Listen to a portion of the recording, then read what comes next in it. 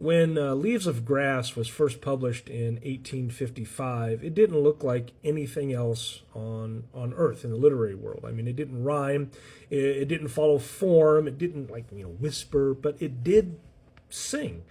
Its author, Walt Whitman, was a printer's apprentice that turned into a poet. He wrote in his own voice, and he wrote in about his own world. He wrote about the human body, democracy, labor, love, and death. And he did it in a way that made ordinary life, well, sound like scripture. He called it Leaves of Grass, and from that moment, American poetry would never sound the same. I'm Matt Hasquin. I'm a high school history teacher, and I like to talk about things that we should just know.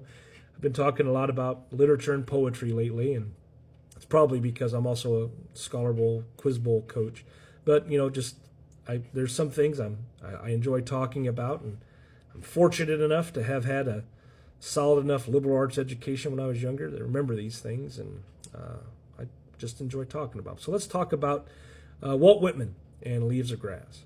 So as far as the man behind the book goes, he was born in 1819 on Long Island in New York, and he was born into a working class family.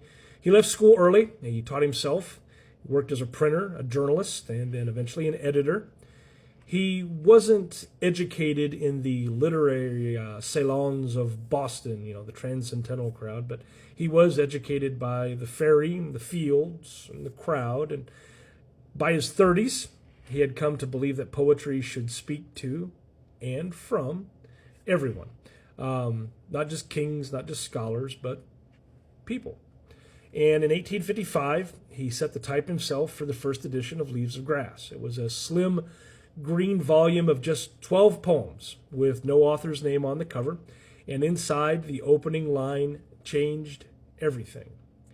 I celebrate myself and sing myself, and what I assume you shall assume, for every atom belonging to me as good belongs to you.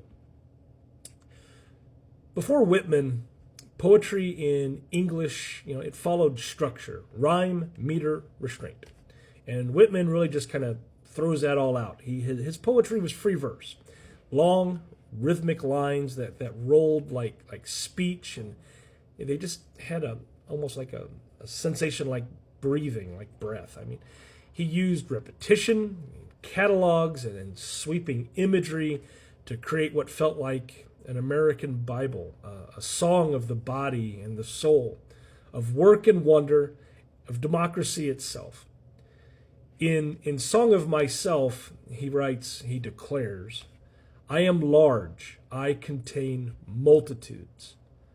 He didn't mean ego, he meant empathy, that each person is vast, capable of holding joy, pain, contradiction, and beauty all at once. Whitman's poems blurred the boundary between the sacred and the ordinary, between God and the individual, nation and self, the flesh and the divine. And when Leaves of Grass first appeared, critics didn't know what to make of it. It was some said it was obscene.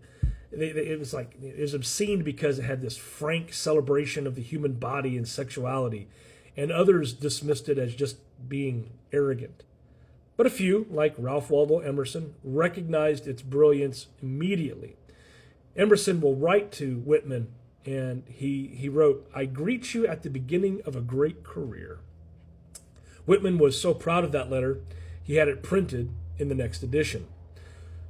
He would revise and expand Leaves of Grass throughout his life, from 12 poems in 1855 to over 400 poems in the final edition published in 1892, just before his death. Each version was like a living document. It grew as he grew. It reflected the evolving spirit of a country at war, in recovery, and then in search of itself after. When the Civil War broke out, Whitman's poetry and his life changed forever. After his brother was wounded, Whitman traveled to Washington, D.C., and he spent years volunteering as a nurse in military hospitals. And he tended to soldiers, and he wrote letters for the dying, and he offered compassion in a time of unimaginable pain. And out of that experience came poems like Drum Taps and When Lilacs Last in the Dooryard Bloomed.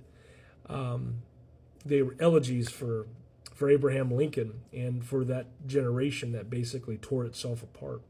His poetry grew quieter and deeper and more spiritual, less a celebration of self and more a meditation on, well, survival. By the time of his death in 1892, Leaves of Grass had become something bigger than literature. It was a vision.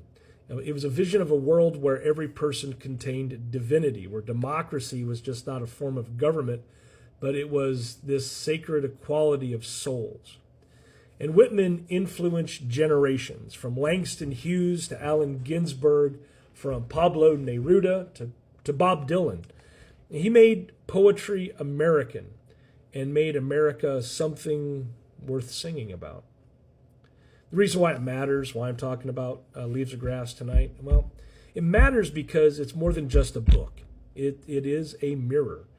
Because Whitman saw beauty where others saw the ordinary. He saw, he saw the little things in life. He wrote of the laborer, the lover, the dying, the divine. It was just, they were all one vast, connected experience.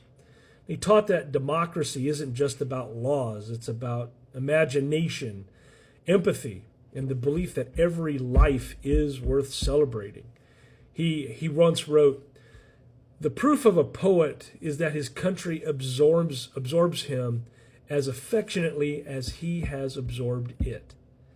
And more than a century later, America still hasn't finished absorbing Walt Whitman. And that's Leaves of Grass. A book that began as kind of this whisper of self, and it becomes just an anthem for a nation.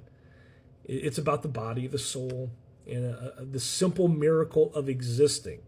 It's a reminder that every breath, every person, and every blade of grass is part of the same just eternal song.